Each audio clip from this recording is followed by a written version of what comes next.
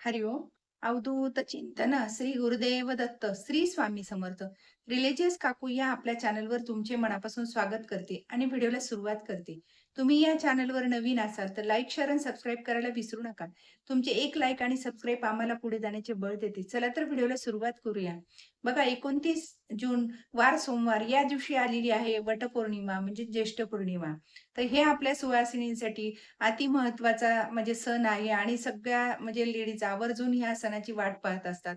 कारण नटून-थटून पूजेला आवरून जाणं हे सगळ्या महिलांना आवडतच असतं आणि त्यात नवीन लग्न झालेल्या मुलींना तर हा सण कधी येतो असं आतुरतेने त्या वाट पाहत असतात. तर ह्या सणाच्या दिवशी आपण आपल्या म्हणजे नवऱ्याला आपण 7 जन्म आपल्यासाठी बांधलेलं असतं. त्यामुळे ह्या पूजेची आवर्जून नवीन लग्न झालेल्या म्हणजे बायका अशा वाट पाहत असतात, की हे सण कधी येतो.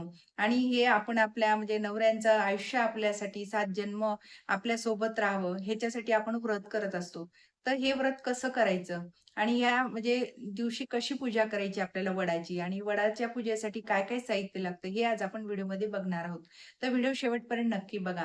तर बघा, ह्याचा म्हणजे राहू काळ आहे तो 7:30 ते 9 वाजेपर्यंत म्हणजे राहू काळ आहे. तर या 7:30 ते 9 वाजेपर्यंतच्या राहू काळामध्ये आपल्याला पूजा करणं म्हणजे वर्ज्य आहे, की ह्या म्हणजे वेळेमध्ये पूजा करू नये, कुठलंही शुभ काम करू नये. तर ही पूजा करणं हे आपल्यासाठी शुभ आहे. तर त्यामुळे ह्या राहू काळामध्ये आपल्याला पूजा करायची नाही. तुम्ही 9 नंतर तुम्ही पूजा कधी पण म्हणजे दिवसभर करू शकता. पण जे समजा आता ऑफिसला जायचंय त्यांना, तर पण तुम्ही 9च्या नंतरच पूजेला जायचं आहे. तोपर्यंत सगळी तयारी करून ठेवली तरी चालेल आणि 9च्या नंतर ती पूजा म्हणजे राहूचा काळ सुद्धा निघून जातो. कारण राहूच्या काळामध्ये केलेले कुठलेही शुभ काम हे याचं फळ देणारं नसतं. त्यामुळे ह्या आपल्याला वेळ आपल्याला शुभ काम आहे, तर आपल्याला हे 9च्या नंतर करायचं आहे. तर 9च्या नंतर आपण म्हणजे जेव्हा पूजेला जातो, तेव्हा ताटामध्ये आपल्याला म्हणजे सुवासिनीसाठी ओटी भरायची आहे, तर त्यासाठी आपल्याला आंबे लागणार आहेत. तांदूळ समजा तांदळाची नाही तर गव्हाची ओटी भरत असेल तर गहू. तुम्ही जे काही ब्लाउज पीस देणार असेल तर ब्लाउज पीस. त्यामध्ये आपल्याला दोऱ्याचा रील लागणार आहे आणि धूप, दीप, अगरबत्ती हे सगळं आपल्याला घेऊन जायचं आहे. वडाच्या ह्याच्यासाठी आपल्याला नैवेद्य न्यायचं आहे, साखर. कोणाकडे हरभऱ्याची डाळ ज्यांच्या रीतीनुसार जसं तुम्ही घरामध्ये करता ते सुद्धा घेऊन जायचं. कोणी हरभऱ्याची डाळ भिजवून हा प्रसाद घेऊन जात असतं. तर आपल्याला विड्याचं पान तिथं म्हणजे विडा ठेवायला ते सुद्धा घेऊन जायचं आहे. आणि आपल्याला जे काही आपल्याला वाणामध्ये खारीक, खोबरं, बदाम, हळकुंड हे लागतं. ते हे 5 सवासणीला आपल्याला घेऊन ते ओटीमध्ये द्यायचं. ते सुद्धा आपल्याला साहित्य लागणार आहे. दोऱ्याचा रील लागणार आहे एक त्याच्यामध्ये आणि आपल्याला तांब्या भरून पाणी घेऊन जायचं आहे ताटामध्ये. जेव्हा आपण वडाची पूजा करतो, तर त्याच्यामध्ये आपल्याला वडाच्या पूजेला वस्त्रमाळ सुद्धा आपल्याला लागणार आहे. तर पहिले आपल्याला वडाची पूजा करताना आपल्याला पहिलं चांगलं पाणी घालायचं आहे. नंतर पंचामृत घालायचं आहे आणि नंतर परत चांगलं पाणी घालून आपल्याला पूजा केल्यानंतर आपल्याला हळदी, कुंकू, अक्षदा, फूल अर्पण करायचं आहे आणि वस्त्रमाळ आपल्याला त्या वडाच्या झाडाला अर्पण करायची आहे. वडाच्या झाडाला आपल्याला प्रार्थना करायची आहे, की जन्मोजन्मी मला हाच म्हणजे नवरा मिळू दे, याचं आयुष्य चांगलं राहू दे, याचे शरीर निरोगी राहू दे, हे आपल्याला प्रार्थना करायची आहे. कारण आपले जे काही आपण जेव्हा पूजा करतो, जे काही आपण वडाला आपण प्रार्थना करतो, ते आपलं म्हणजे झाड आपलं ऐकत असतं. जे आपल्याला कृपा आशीर्वाद प्राप्त करत असतं. म्हणून आपल्याला वडाच्या झाडाला पूजा करताना प्रार्थना करायची असते. तर बघा, सत्यवान सावित्रीची कथा आहे. तर सत्यवानचे प्राण सावित्रीनं या ज्येष्ठी पौर्णिमेलाच तिनं खेचून आणले होते आणि तिनं सुद्धा हे व्रत केलं होतं. म्हणून ते सत्यवानाचे प्राण म्हणजे त्या पूजेच्या ह्याच्यामध्येच त्यांचे प्राण आले वडाच्या झाडाखाली. त्यामुळं ही कथा आपल्याला त्या झाडाच्या तिथंच पूजा करताना प्रार्थना करायची आहे आपल्या नवऱ्यासाठी आणि आपलं म्हणजे आयुष्य आपलं चांगलं जावं, आपल्या मिस्टरांचं चांगलं जावं, निरोगी शरीर सगळ्यांना मिळत ही प्रार्थना करायची आहे. आणि आपल्याला ते दोरा तिथं गुंडाळून आपल्याला 5 प्रदक्षिणा किंवा 11 प्रदक्षिणा आपल्याला तो दोरा गुंडाळायचा आहे. आणि आपल्याला म्हणजे आपलं म्हणजे प्रार्थना करून आपल्याला ते झाल्यानंतर दोरा गुंडाळल्यानंतर आपल्याला 5 सवासणीची आपल्याला ओटी भरायची आहे. तर आपल्याला वडाची पहिल्यांदा भरल्यानंतर आपण 5 सवासणीची ओटी इकडं भरायची. तर तुम्ही त्यांना ब्लाउज पीस द्या किंवा नुसती आंबा हे ते देऊन ओटी भरली तरी चालेल. आणि ही अशा प्रकारे ओटी भरल्यानंतर तुम्ही जे काही तुम्हाला स्त्रियांना दान करायचं आहे, तर फळ दान करू शकता या दिवशी किंवा दूध जे काही तुम्हाला दान करता येईल त्या दिवशी आपल्याला दान करायचं आहे. आणि बऱ्याच जणांच्या घरी ह्या दिवशी म्हणजे उपवास असतो. म्हणजे एकादशीसारखा आपल्याला फराळाचं करून उपवास करायचा आहे दिवसभर. कोणाकडे एक टाईम जेवून उपवास असतो. तर तो आपल्या प्रत्येक रिवाजाप्रमाणे आपल्या आपल्याने करायचा असतो.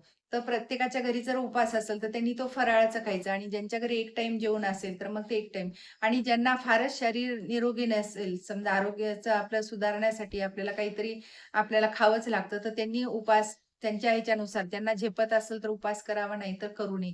पण ह्या दिवशी बरेच जणांच्या घरी व्रत आहे, तो उपास करतात आणि ह्याची आपल्याला मग देवाजवळ प्रार्थना करायची आहे, की आपल्या सगळ्यांच्या शरीर प्रकृती निरोगी असावी आणि आपल्याला जन्मोजन्मी हाच नवरा मिळवून ही प्रार्थना करायची आहे.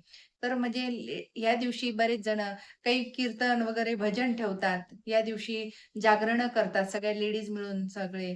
तर म्हणजे हा सगळ्यांचा आनंद उत्सव असतो. ज्येष्ठी पौर्णिमा म्हणजे हा सण सगळ्या लेडीजसाठी उत्साहाचा सण आहे, आनंदाचा सण असतो आणि म्हणजे सगळ्यांना आवड असते, की आपल्याला नटून म्हणजे व्यवस्थित पूजेला जाता येईल, मेकअप करून जातात. तर या दिवशी आपण शक्यतो आपल्या हातामध्ये काचेच्या बांगड्याच घालावा.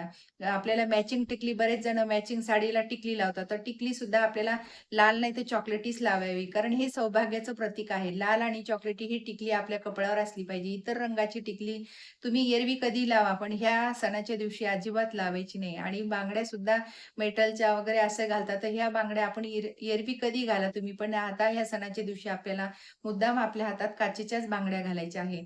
आणि आपल्याला साडीचे कलर सुद्धा आपल्याला जे काही आपल्याला म्हणजे घरामध्ये आपण सणाच्या वेळेस जे काही आपल्याला पूजेला आपण घालतो, असेच कलर आपल्या साडीचे घालायचे आहे. तर आपल्याला हिरवा रंग साडीचा ह्या शुभ रंग आहे. तर तुम्ही हिरवी साडी रंगाची घालू शकता.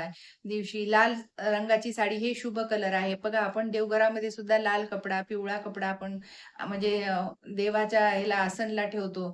तर हा लाल आणि शुभ कपडा सुद्धा म्हणजे शुभ आहे. तर त्यामुळे हे कलर आपण ह्या जर कलरची साडी घातली, तर नक्कीच आपल्याला पूजेचंही फळ प्राप्त होतं आणि आपल्याला सुद्धा मानसिक समाधान असतं, की आपण बाबा जे काही शुभ कलर आहे त्याच कलरची घातली, तर नक्कीच आपल्याला ह्या पूजेचं आपल्याला पुण्य प्राप्त होत असतं. आणि पिवळा कलर जरी घातला तुम्ही, लाल, पिवळा हे शुभ कलर आहेत. याचं ही पूजा केल्यानंतर सुद्धा आपल्याला पुण्य प्राप्त होतं.